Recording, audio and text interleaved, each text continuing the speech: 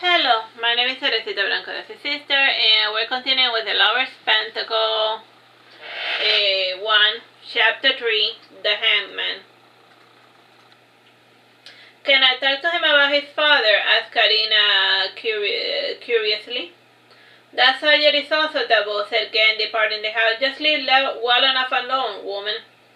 Karina entered Kain's room, and he had a dull expression on his face, and she removed his headset, and she gave him a comforting hug.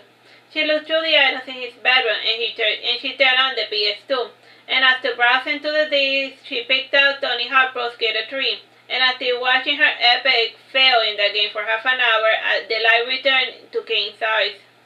Do you want to play the new game that came in the mail? Asked Kain, getting up from his bed and fetching the plastic guitars. I would love to, said Karina, giving a fake smile.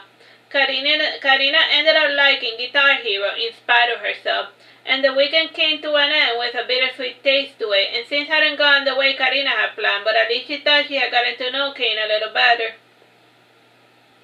Kain had also told her in his own weird way that he loved her, and the two went to sleep close to midnight. Karina wanted to stay up a little longer, but she knew that Kain had a full-time job, and she figured that while he worked, she might as well hunker down and study for her finals. And once she got her diploma and a day job, she would go back to bullying Kain into marrying her. Or maybe they could move in together. Karina fell asleep while making plans for her future with Kain, and while she slept peacefully, Kain spent the night tossing and turning in his bed, and he couldn't manage to consolidate sleep until it was 3 a.m. Calm morning he felt extremely sleepy, but at least he had forgotten what he was angry about in the first place. The weekend came to an end, and their friends went their separate ways. Karina had to study for her finals, and Kain had to report for duty. He did his morning workout, and he performed his libations, ate breakfast, and he drove to work. His uncle Ken managed the Islandia Miami Police Department, and since it was summer and tourist season, the crime rate spiked. Ken had a man disposed for almost 2 decades, and he didn't make waves, nor was he a crook. And his priority one was keeping his men safe. And Ken looked at the notice board with all of the report crimes of the day. And frowning, he said, "The natives are restless today." Kain Sanson was the current patriarch of the Sanson household, and he was in his late 40s, and what little hair remained in his head was completely white. And due to his administrative job, he was somewhat portly, and he had a propensity for stress eating. His most distinguishing feature were his cold black eyes. His father claimed to be a direct bloodline descendant of Charles Sanson. Their infant ancestor had been a French executioner, and his eldest son Gabriel had faked his death and moved to America. To feed his family, Gabriel had no other option but to become a hangman. Gabriel considered lynching a painless alternative to the hours of public torture that were fashionable back in France.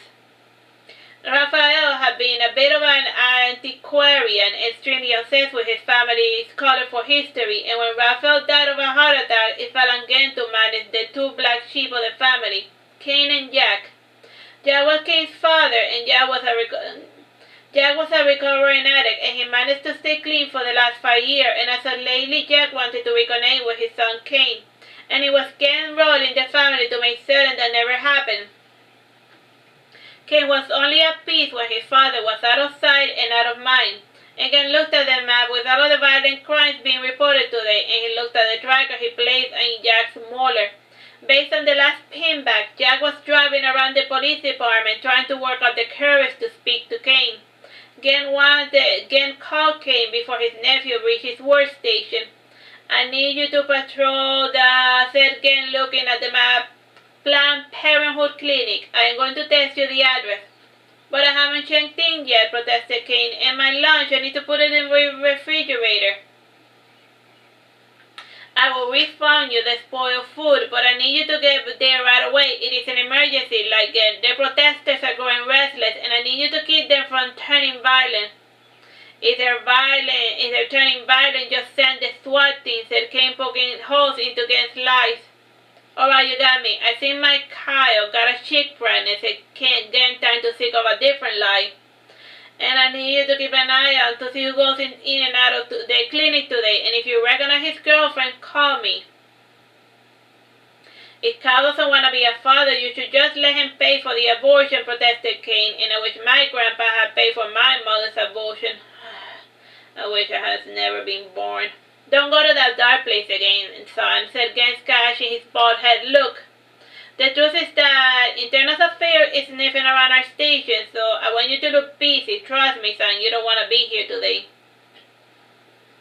Kain turned his car around and he drove to Planned Parenthood Clinic, and he left his car and he took out his sketchbook in order to pass the time.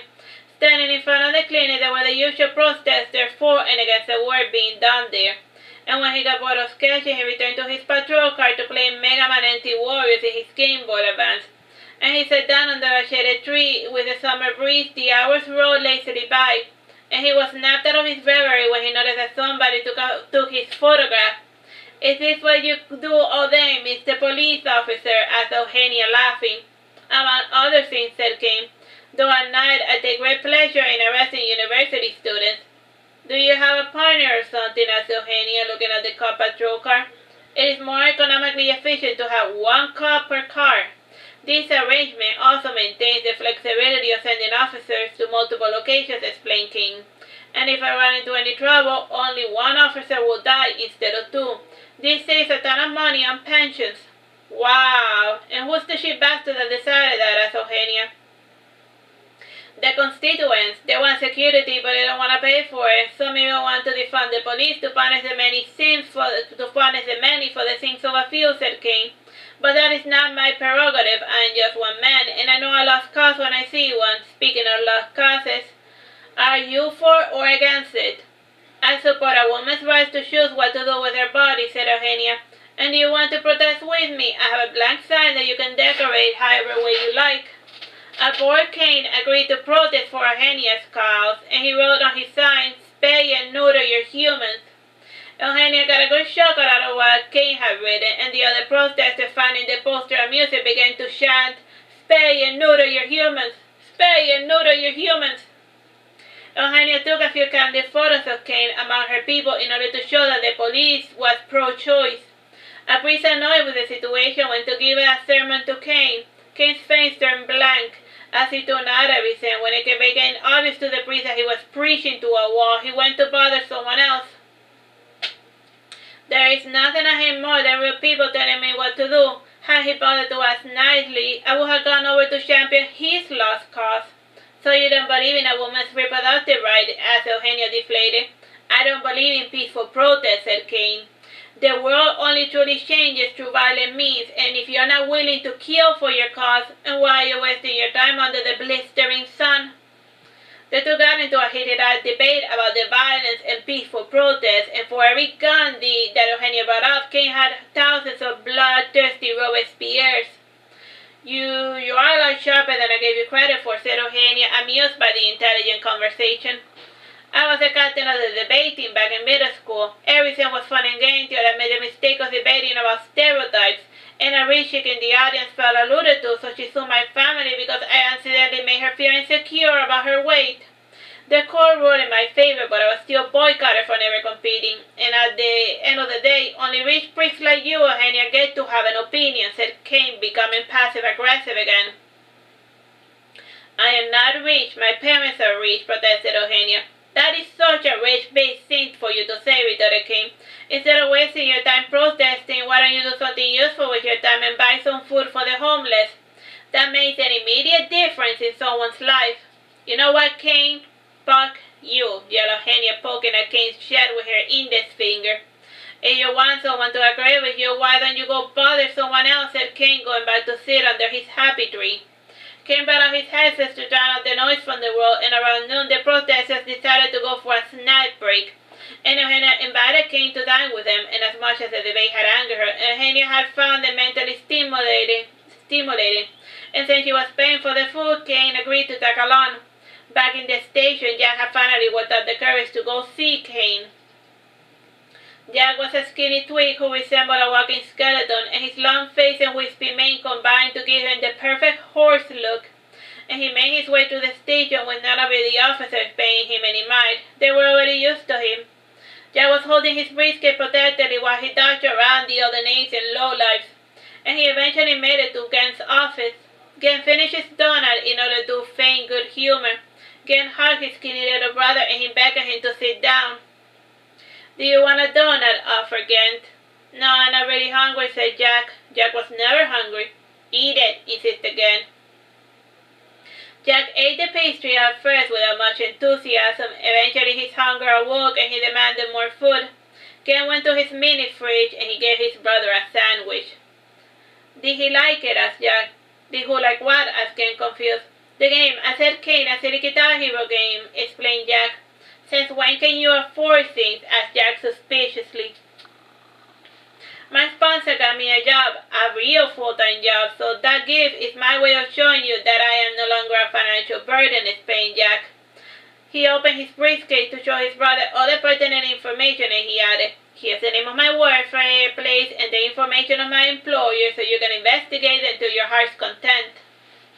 Ken looked at the material over the top and he pretended to give his brother the benefit of the doubt, and then he said, "Everything looks legitimate, so you sell cars now." "If I can sell Tic Tacs as fentanyl, then this salesman job is going to be a piece of cake," said Jack giggling. And most addicts are on other drugs, so they experience a placebo effect from the Tic Tacs they ingest. Ken sighed with frustration before forcing a fake laugh. Ken, changing the subject, said, "How are you feeling today? You look skinnier. You can move back with me if you want to." "Your wife Stacy hates me," said Jack, stating it as a fact. "If it makes you feel better, she hates me too," said Jack, returning Jack's paper. "It is just that I am worried about you, Jackie. I don't feel comfortable with you living by yourself, and I was meaning to stop by your apartment later, but since you're here, happy birthday, little brother." Gen gifted Jack his first cell phone, and the battery life for Jack's motor tracker was almost dead, and Gen needed a new way to keep track of his brother's movement.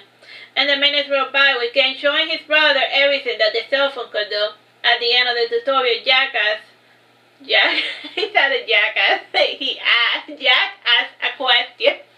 How do I make a phone call? "That's right, how stupid of me," said Gen, calling his little brother. "And now my number is saved on your cell phone.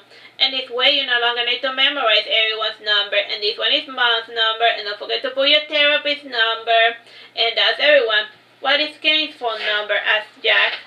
"I don't know, like Gen. His cell phone got hacked recently, so he's in the process of getting a new number, a new phone that is virus-free." "Is he still playing with computer?" asked Jack, smiling warmly.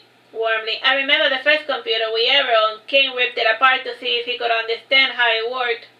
"When he's not running your little errands, what is he doing with his life?"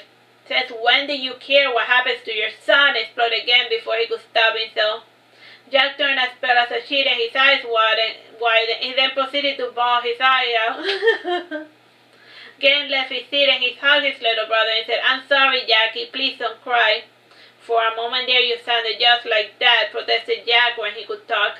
"Don't joke about that, little brother," said Gen, laughing nervously, and then he added, turning seriously, "All this barking and tough love never did anyone any good. And don't tell Mom, but I am actually glad that the big brute finally kicked the bucket." "You don't really mean that," said Jack, hugging his brother tightly.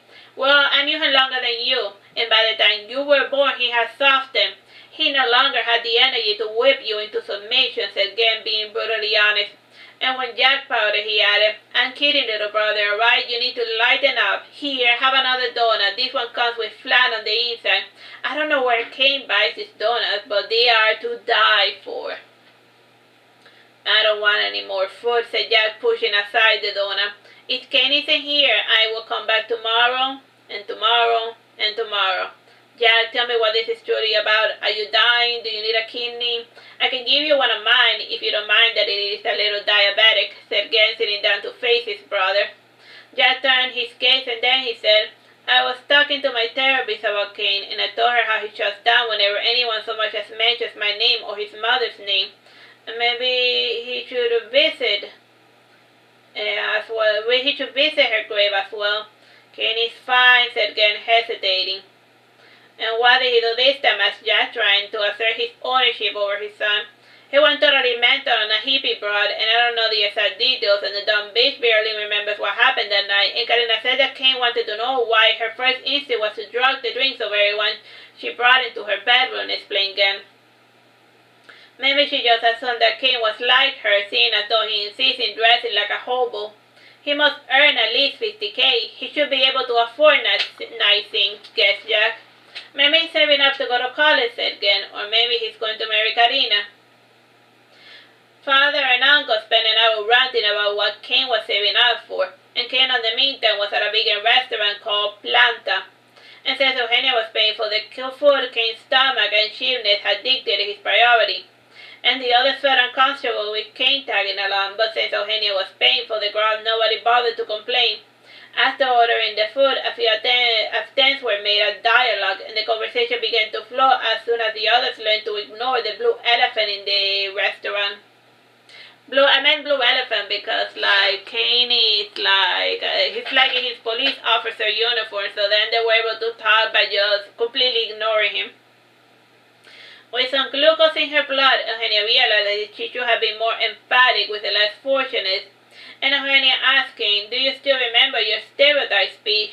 "I memorized it by heart," said Kain, "and I will be more than happy to repeat it, and if you want me a contract that guarantees me that you will not sue me should you feel offended." "I didn't want to sue you," said Eugenia, "and it was my stupid stepmom's idea, and she has been wanting to get rid of me since the minute she walked through the front door. And I had to account for every penny I spent, and if I want bigger allowance, and I always had to grovel to that woman, my mom, my real mom. She was the one with all the money, and I shouldn't need that succubus permission to spend something that rightfully belongs to me, and only me." "I could investigate her," offered Kain. "It is not as if I have anything better to do with my time. If you find anything that will help me keep that woman in check, I will buy you lunch for the rest of your life," said Eugenia happily. "While you're in a working mood, officer, I want to file a noise complaint," said the waitress who was eavesdropping. Kain went to the car and he came back with his laptop, and he tapped out the report as they came up.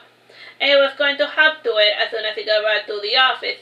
Kain collected everyone's leftovers in a box before driving back to the station to print the Fowler's report. And on his way out, the waitress said to Kain, "When can I expect you to visit my noisy neighbors?" "My uncle will send someone over eventually," said Kain. "I'd much rather you go there right now," insisted the waitress. "You are here, so clearly the noise isn't a problem for you at this moment," said Kain. "I will stop by later." "My children haven't slept in a week," said the waitress. "Can you come before 8 p.m.? "I will go quiet down your neighbors in time to put your kids to bed," said Kain. Kain never worked the night shifts, and he drove back to the station and he filed the reports and petty complaints. Kain read the news report that his grandson had dished out, and for someone out on a fool's errand, he had actually done some actual police work. Kain looked at the noise complaint and he ran the files of the waitress that had asked him for help. The waitress had given a name that belonged to an old woman whose children live abroad, and Kain suspected that the waitress was working without a green card. And if she had lied about her name, she had probably lied about everything else. And after meditating things, Kain decided to have his trigger-happy rookie Siddhartha investigate this noise complaint. Siddhartha had only been in the force for a month, and he had already shot 7 civilians. The kid was setting a state record. "It's a trap," said Kain before giggling. "What's a trap?" asked Kain, waiting for his next assignment. "Don't worry about it," said Kain, and changing the subject, he said, "Karina called a few hours ago to announce your engagement. Congratulations. We are not getting married, and I told her that if she stayed with me for an entire year, then I would propose to her," explained Kain. "I don't expect her to keep her end of the bargain. I get why you don't want to marry her. She always leaves, and yet she has the gall to claim that you are the one who's not ready to commit," retorted Kain, laughing. "The thing is, Uncle, Karina, she has all of these plans and all of these dreams, and she has her perfect life planned out in her head. And when reality doesn't match her expectations, she becomes frustrated with me," said Kain sadly. "I blame those telenovelas. You should get her to watch something with a bit more substance." "That is going to be easier said than done," said Kain. "And they just remade Betty La Fea, so I will probably have to suffer through that for the next couple of months. But it's a small price to pay since she watches anime with me." "The pieces are out there, Kain. Can you tell me the real reason why you don't want to marry Karina?" insisted Kain. I don't want children, she wants children. End of discussion, said Kain. Not all children are as annoying as Tweedledee and Tweedledum, said Gen, pointing to the photograph of his 7-year-old daughters, Hannah and Anna. Gen then pointed to his eldest son, Kyle, age 13. Kyle is nice. He's a little stoic, but that is because he was born as a little old man. I don't know, Uncle. It is just society says that, started thinking.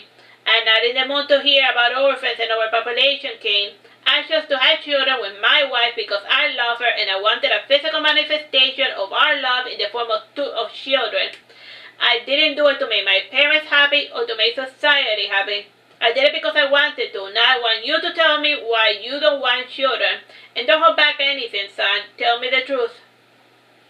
I just don't want to, Uncle. What do you want me to say? Said Kain, shrinking into himself. And it is not that I hate kids. They are great in micro dosages. It is just that I do not see myself as the type of person that dedicate his life to one another. And children, they are a lifelong commitment, and even when they are grown up, you might end up taking care of them forever. Till the last day, Grandpa was forced to take care of my father. He was atoning for his sins, explained Ged. His what? Asked Kain, looking up. My dad, he only bothered to get involved when the problem known as Jack grew too large to be ignored. And when Jack fell from grace, my father lost complete interest in my brother. And Jack was a broken toy my father wanted nothing to do with. Not only didn't he help Jack, but he interfered every time I tried to help my little brother, protested Gaines. And you can hate your mother as much as you want, but not my Jackie. I'm not asking you to like him, but please be civil to him. This was the first time that Gen had openly spoken about the hatred he felt for his father, Raphael. And Gen brought out a little miniature he had of little Jackie, and Gen spent the rest of the workday telling Kain all the stories about his little brother. And the weather came to an end, and while he drove back, Kain digested this new piece of information about his father's past. His father Jack had been negligent because his father Raphael didn't take care of him. As an only child, Kain didn't empathize with the strong bond that Gen shared with his little brother. And even if Kain couldn't understand it, he had to respect it. While driving back, Kain mused about what his life would have been like had he had a little brother or sister. The closest person he had to a sibling was his girlfriend Karina. Alright, that's the end of that chapter. Bye-bye. God bless.